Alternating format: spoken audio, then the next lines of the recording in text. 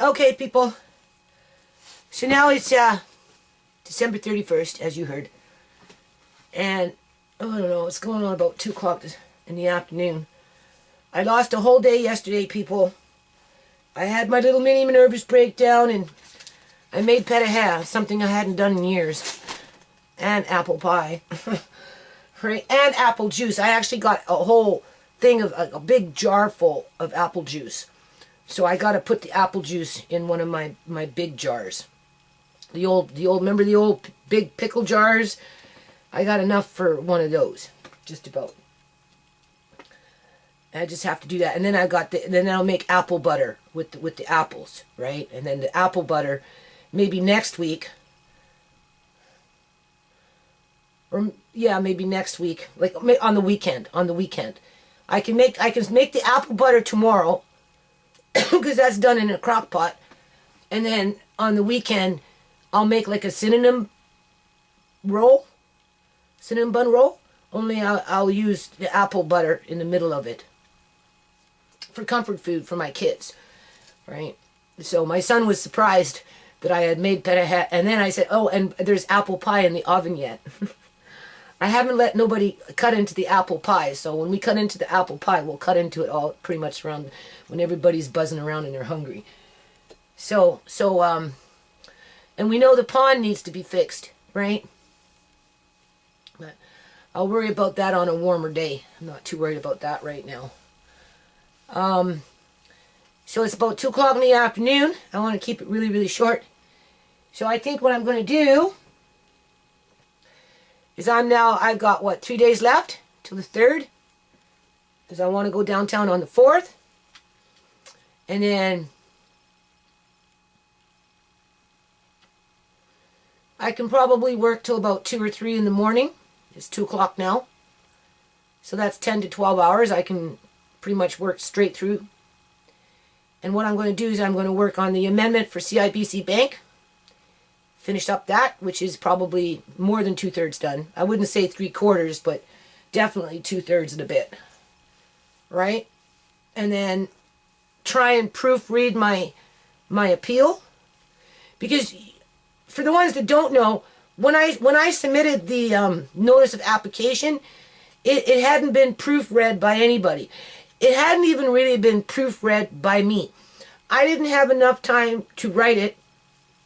And you have to remember, I was trying to separate the two. I was trying to separate the two corporations from each other. So I was writing I had two different files going, right? And it was hard for me to distinguish what each corporation should get in terms of information as to how they would be responsible, right? In addition to giving them the storyline, right? So that they could understand how and why they would be responsible, right? And where things went wrong, that type of thing. So, when I finished writing it, some of it, towards the end there, I had to copy and paste from one to the other as I was going between the two, because I didn't want to have to rewrite and repeat, and it was the same information that I felt that the other corporation needed, right? So it kind of like, in some areas, I ended up saying things twice, and I can understand, again, why they would say it was prolific, but that's only because it wasn't proofread. It wasn't even really proofread by me. I didn't have enough time to proofread it. I had just enough time to write it to the best of my ability with, two separate corporations and, trying to separate in my own mind how each one played a role in what happened with Uncle John and his immediate family. Whereas in this case, I've been working on this appeal now for... It's quiet in here. Nobody's around. I told him to go away, leave me alone.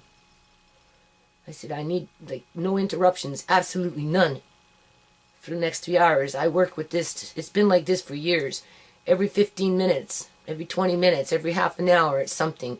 Somebody's coming through the door, or I've been locking it, so every time they ding, ding, ding, you know, I'm having to go and let them in, and then they go away, and an hour and a half later, another one will come, or the phone will ring, or...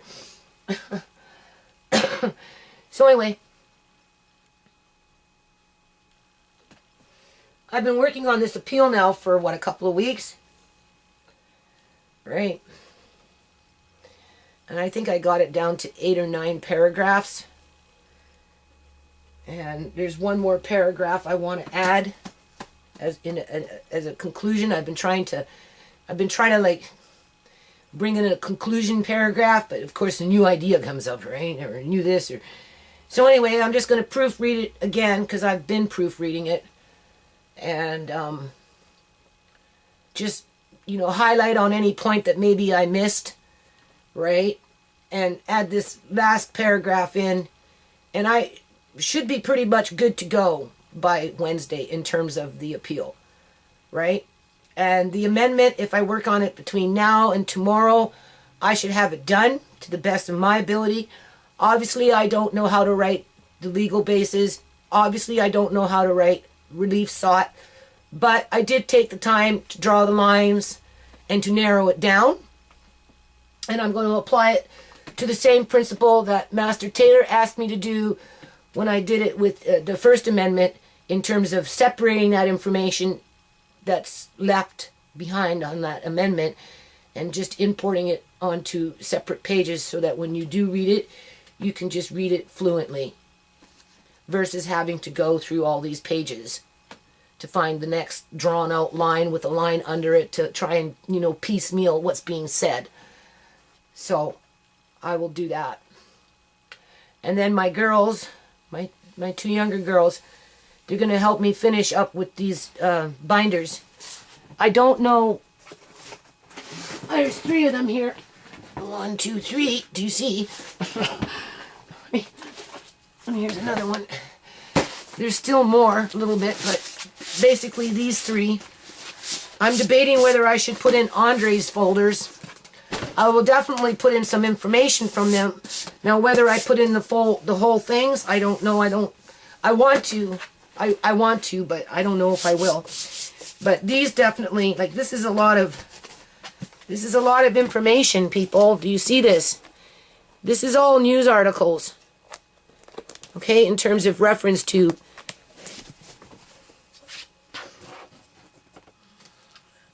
family law puts children at risk. This is to do with kids, MCFD kids, all kids. I guess in this case, I'm using children as a comparison, just like Fraser Health Authority is using this court case with this 14-year-old that, you know, had to be apprehended by this Children's Aid Society up in the Ontario area for her, you know, her accusing her parents of abusing her sexually. And then the parents took the Children's Aid Society to court because they said that they misconstrued what this girl said, and because she had suffered with delusions and all this other crap in the past, you know, what she said wasn't true, and therefore, you know, blah blah blah. But at the end of the day, the judge sided with the doctor, right? Because the doctor had the duty of care to the child, the 14-year-old. And this is why Fraser Health Authority doesn't want to answer to me, because they're saying that the doctor had the duty of care to John, right, based on him being suggestively abused by me, right, just by the type of court case that they took, okay, because they're using case law to try and get it thrown out, and then get the, you know, the 2 birds with the 1 stone. So not only do they get to throw it out, but they also get to cast another, you know, bad light on me, right? Accuse me with more elderly abuse. First it was I was refusing his care and I was abusing him that way. And now I'm like, it's moved on to other things. Right? So, since they're using children as an example, then I guess I have a right to use children too, but only I'm not using court cases, and I'm not trying to slander them in that manner, right? in a court setting to suggest that, you know, a particular individual, because they're, you know, they're singling it out on me, people, right? And, you know, it has statistics in here, right? And then, you know, just a couple of things that came from Andre's file that would be applicable in terms of stopping child abuse, just not in the context of stopping child abuse, but what a child abuse means. And this is from the Royal Canadian Mounted Police website. So this is what the Canadian Royal Mounted Police would determine to be child abuse. And then there's a list of things here. So, you know, when it goes to trial, that would be like, well, that's how they determine what abuse is. Because really, Fraser Health needs to define exactly what type of abuse I'm being accused of. And then they have to prove it, right? Versus just trying to get it thrown out of court under the suggestion of. And then we've got same stuff. This is all to do with children. Same stuff. So, yeah, that's all to do with children. And then the next part, if you notice, see, I put everything in pink in terms of the sticky papers. So all this has to be logged. It all relates to children. And now what I'm hoping, I don't know if it's possible because I've never done this before, but God forbid if I have to photocopy this stuff in 3s or 2s or whatever. These are all a lot of online articles. I'm really hoping that we'll be able to access the computer versus having to go to the actual, you know, book with the print like this. Maybe in some cases for something like this, we can access it on the computer where the cost of photocopying it doesn't fall on my shoulders, because that's kind of concerning for me, right? But that shouldn't stop you from presenting a debate, because that opens up to the debate, right? Of whether John was a child or not. And if he was being treated like a child, then, you know, where is it in their laws and statutes that gave them that right to take over his life to where he lost his whole family? And then the next section is in yellow. This part here, this is just one book. Okay. I'm just getting ready to go at the computer, because once I get there, that's it. I'm there for hours. It's not, this section is not very big, but you can see this one here. Care home investigates dementia patient's escape. So in this case, elderly Victoria Hospital prisoner discharged, allowed home. So here's a couple. You can see. And this is at the Victoria Hospital, right? Victoria General Hospital, the hospital that John was taken to. This guy had to take it to court to get himself released because they weren't releasing him. So it happens, and it happens right there at the Victoria General where John went. And then we've got the case for electroshocking Maya, this lady here, which is another documented case, right, where she had to go into hiding because they were going to take her and lock her up and give her shock therapy so they could give her to somebody else. Well, she's telling them, like Uncle John, I don't want to be with that family. I want to be with my family that I came from, or that I've been with. I want to be with that family. And in the end, she had to run away with that family and go into hiding just so that the healthcare system out here wouldn't take her and enforce shock therapy on her. And then this article goes on to talk about 10,000 people in the province of British Columbia, Canada, being wrongfully detained and given healthcare alternatives that they don't want.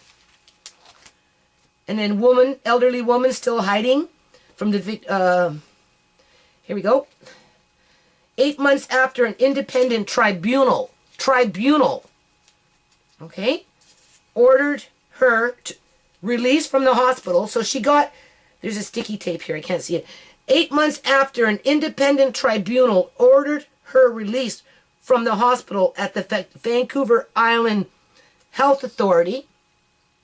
Vancouver Island Health Authority. That's the health authority that looks after the Victoria General Hospital where Uncle John was. Is still pursuing a Saanich woman.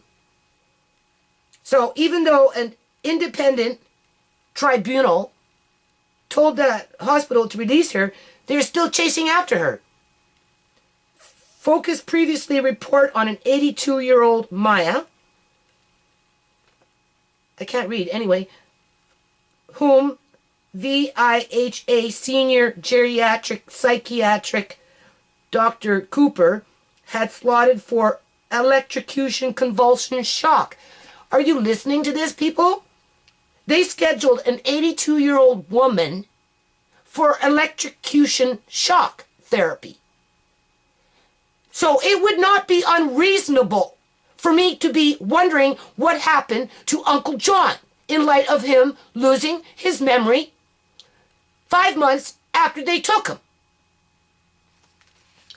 I'm not getting into this right now, people, but you can see where this is going, okay? And then the next section,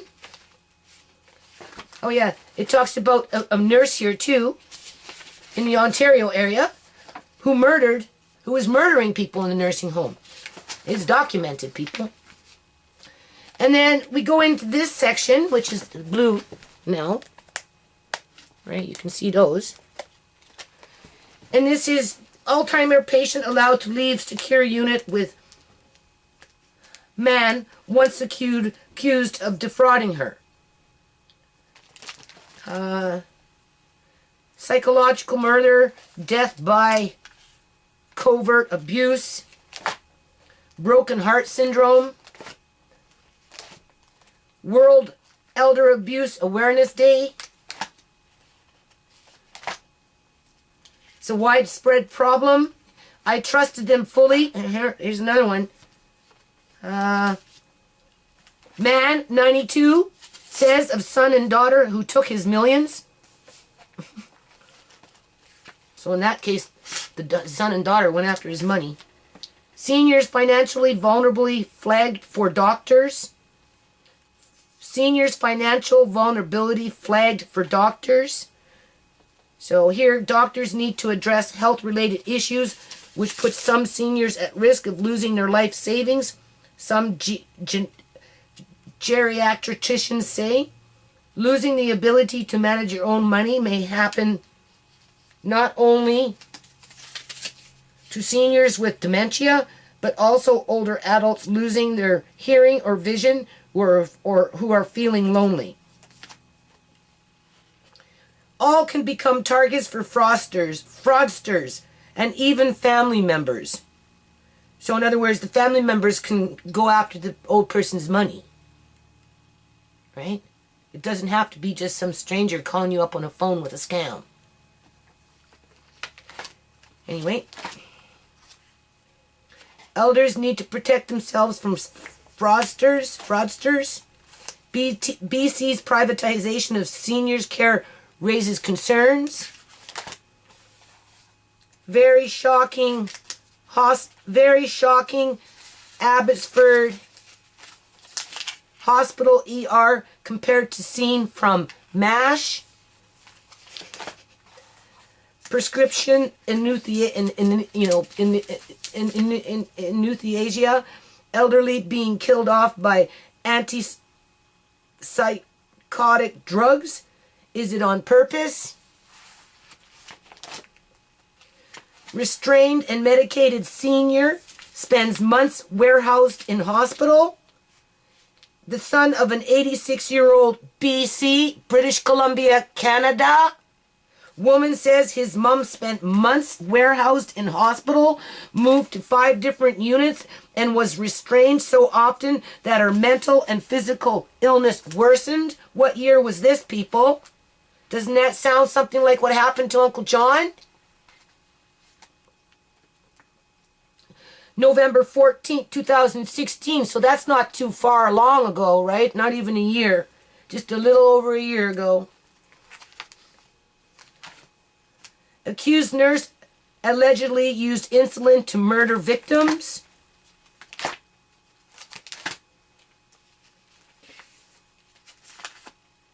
Vancouver seniors face eviction from retirement home. Failing to meet the basic standards, BC Liberals abandon seniors. Access to the care for BC seniors declining due to privatization. I'm not reading that correctly. Access to care for BC seniors declining due to privatization. I'm very tired, people. If you notice, I'm not able to pronounce out my words very correctly. It's because I'm tired, that's why. So then my girls are going to help me log that. And then we've got, oh wow, medically kidnapped senior citizen health deteriorating in Missouri. Wife of 44 years forbidden to help. Canadian Solicitor General wants to restrict freedom of the press in the U.S. regarding medical kidnapping. Medical kidnapped teen and family escape Canada. Speaks out on abuse. Elder medical kidnapping in Texas results in abuse and death of elderly mother. Medical kidnapping of baby boomer seniors not rare, now the norm. Medical kidnapping by baby boomer seniors not rare, now norm. Medical kidnapped teen Isaiah Ryder finally free from Child Protective Services, but ruined lives remain. In Phoenix, Arizona mom loses battle to regain daughters medically kidnapped, pleads for someone to adopt them. Corruption and medical malpractice cover-up involving Arizona CPS, how one family was destroyed. Medical kidnapped senior in New York hospital wasting away. More.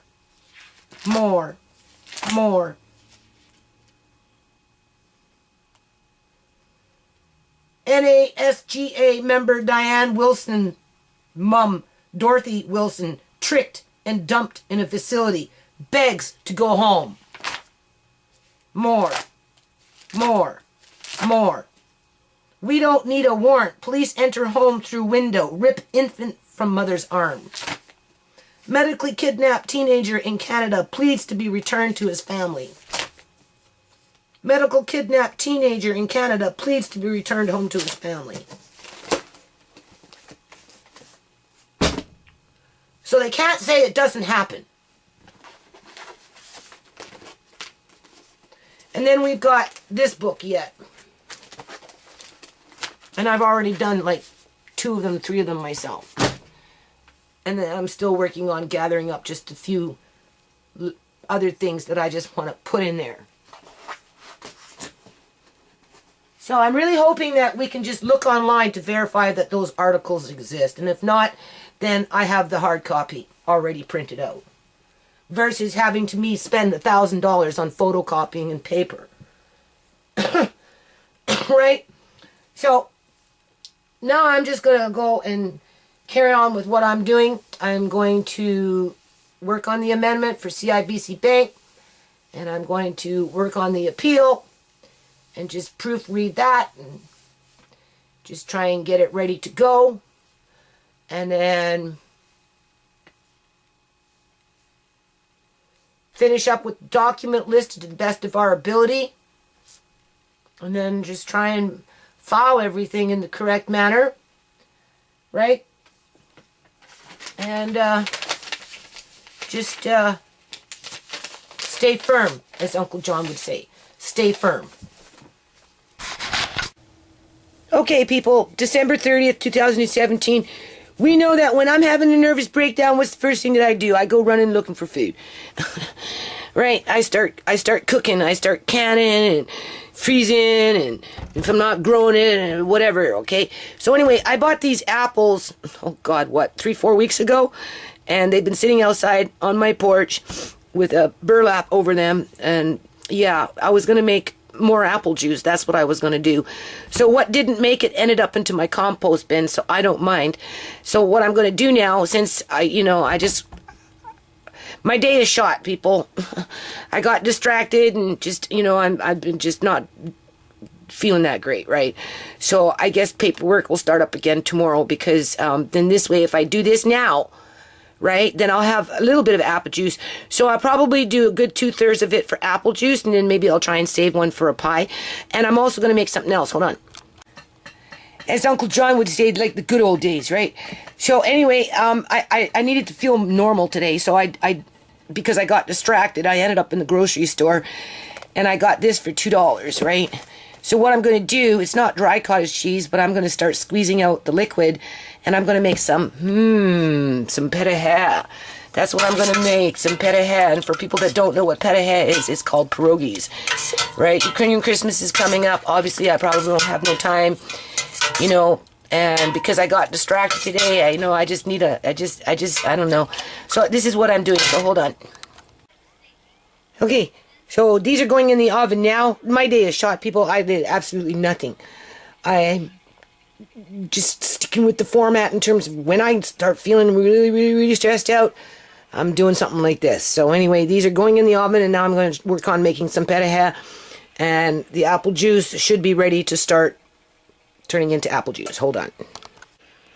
Okay, so this is how you do it. You take some boiled potato, right? And then what I did is I got the cheese 50% off, the cottage cheese. It had cream in it, you can see. So I just let it drain out, people. It doesn't have to be dry cottage cheese, it's fine, right? I don't have time to squeeze it out. I'm just making something fast here. You mix all that up with some salt and pepper. And hold on. Okay, so anyway, this is how you make the dough. Some 3 cups of flour. This is my grandma's, right? A little bit of salt in there. And then you take a tablespoon of lard. Just tender flake lard of some kind. Doesn't matter, any kind of lard. And then you put it in there, and then what you do is you take your hands and you put the lard in the middle of your palm there, and you start with the 2 hands together, with the palms together. You start rubbing this lard, right, into the flour, and you rub it in until it's all incorporated in there. And then after, you take some potato juice, right, you stir it up so you can see the potato, right? You see? This is where you boiled your potatoes. And then you take that juice with the potato in it, and you start mixing it in there till you get a nice soft dough. And then this way, when you make your pâte à hair, you'll see what will happen. It will stay nice. Hold on. So then you take your juice and you just put it in there and you start mixing it up, right? And then you start rolling.Hold on. Okay, so my girls told me that they were going to help me tomorrow. Like, serious, I've been having panic attacks all day, people. I mean, obviously I'm on the verge of a nervous breakdown, right? So, this is just my way of coping, right? Get the pressure canner out and start canning something, In this case, I'm making pâte à hair. I haven't done this in a very, very, very long time. Yeah, and I made apple pie too. So then what you do is you roll out your dough. After you roll it out, actually these might be a little bit too thin because I like to make big ones, right? And then you take a cup, right?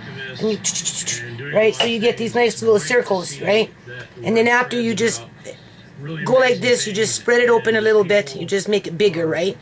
And then you take your filling. That spoon is too big. We'll use this one.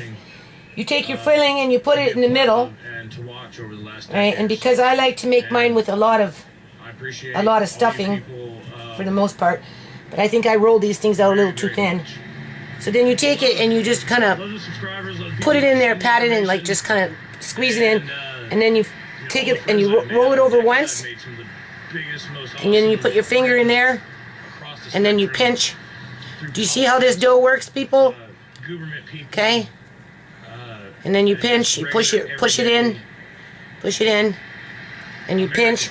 And then because it's a little, maybe a little sticky, you take a little bit of flour. Now you take the flour, and you put it on the outside of it. You see? You put it on the outside of it, and you just continue going like this, gently. You'll make the shape the way you want it. right? And because you use the lard, sometimes I come on here and just the 1 tablespoon of lard to 3 cups of flour, and you rubbed it in the way I said, and then the potato juice, you will not have to have anything to make that nice. Do you see how nice that is? Look at that. These ones here I'm freezing, so you take another one, right? And then you start pinching it like this. What's in the bowl, you cover it. What you're not using, right? I'm going to do these ones first. And then when it's whatever's left over after you know, because you just take a piece at a time, right? And you roll it out. And then the scraps you put back in the bowl and you cover it up. In this case, I just use tin foil for now. Right? Hey, welcome back, YouTube. And then you, this is an update from Chicago, Illinois. I've been on the road quite a bit lately. And then you just put it again in the middle. Do you see? Right? Take one end. Pinch it at the very center. Start pushing it in. Right? Pinch it. You have to pinch it in because you want the dough catching each other. Right? Do you see how it starts coming out? So you take it and you push it in, and then you make it so the dough catches. Right? So they don't open up when you boil them. And then you just kind of fan them out. That's what you do. And you give them shape.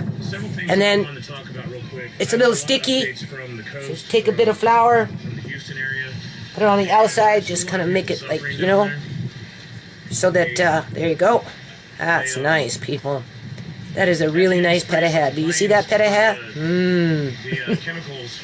Right, hold on.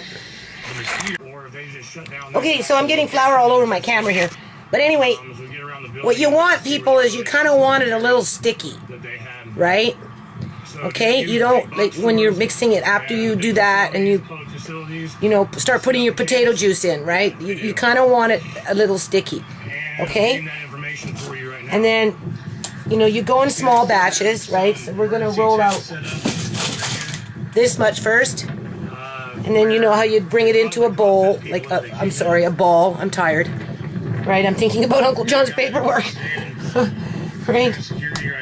And a little bit of flour, just a little bit, right? Just enough to get it start to roll out. Right, and then you roll it out.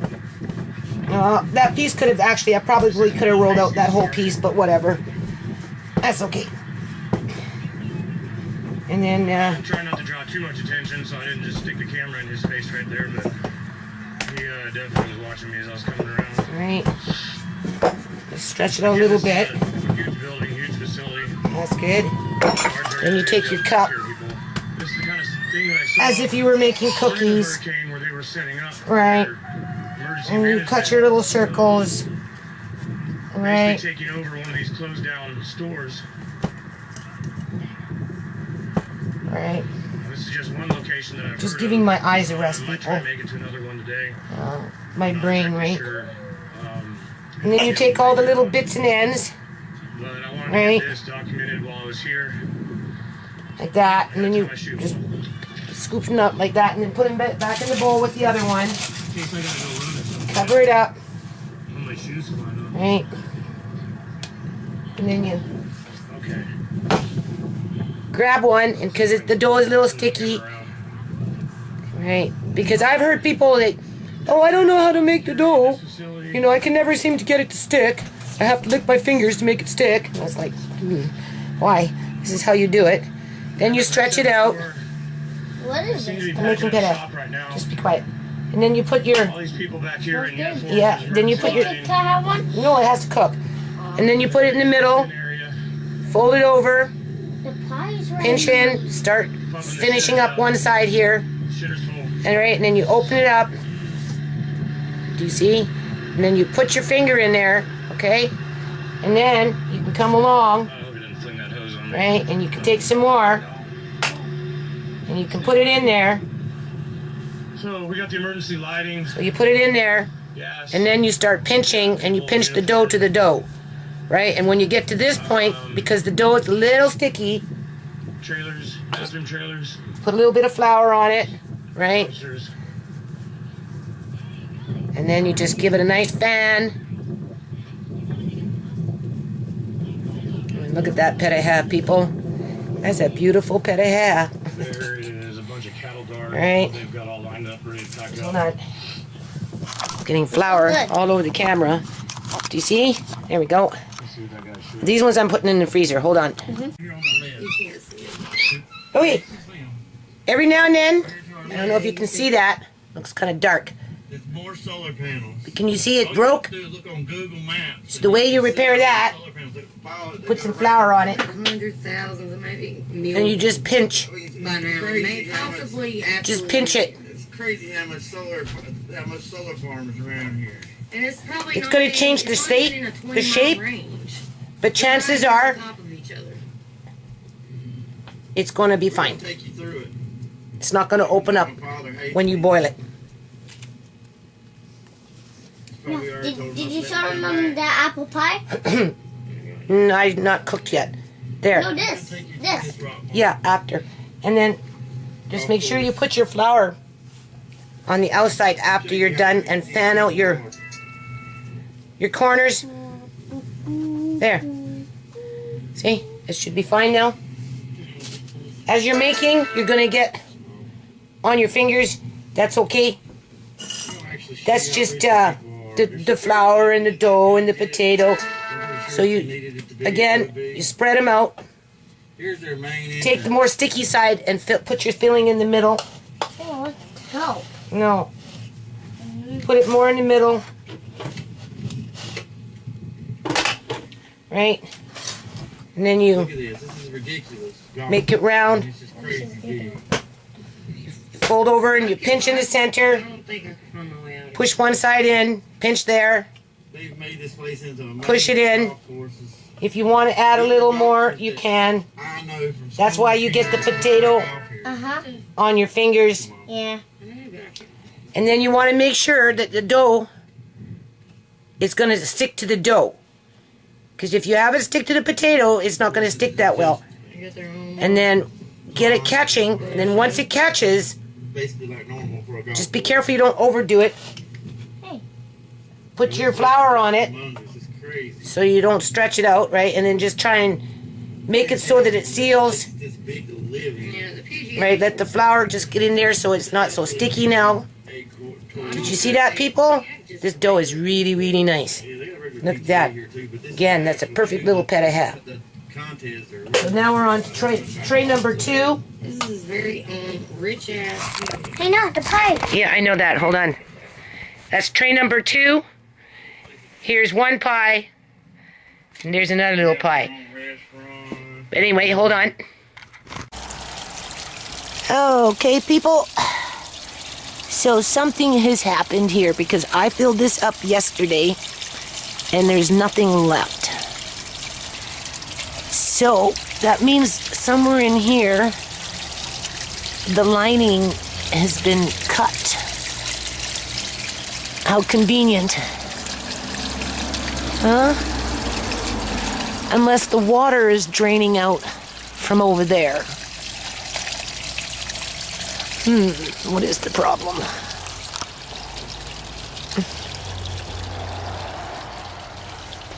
It would be awful if I had fish right now. Maybe it's a good thing I don't have fish. Do you see any water in here leaking out? I don't see any water leaking out, people. So it's something to do with the pond. Something happened. So anyway, I'm not going to be dealing with this. I'm just going to unplug it now. And it's really too bad. It was going quite nicely. So there's the water line. I wonder how much more it's going to leak.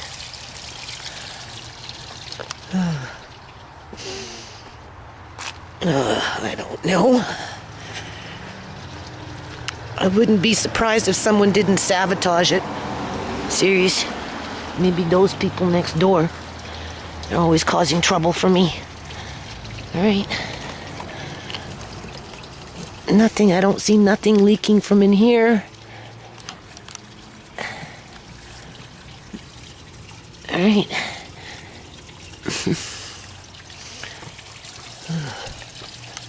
I don't see nothing. Something in the pond. De-iced. I don't know. This is just recent in the last 2 days.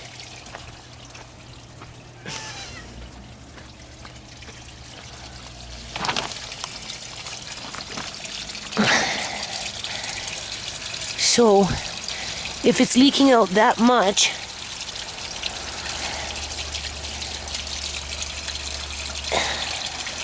there has to be a tear in the lining. Or something is, if you notice, there's a lot of ice over there. So I thought maybe all the water just kind of went out, right? Because you can see the ice, right? It was all iced up as if like the water went this way. But I don't know if the lining got cut, or maybe it's the hose underneath in that corner there that's leaking. Or I know sometimes here, right in there, the water backdrafts and goes that way, right? Just behind the rock.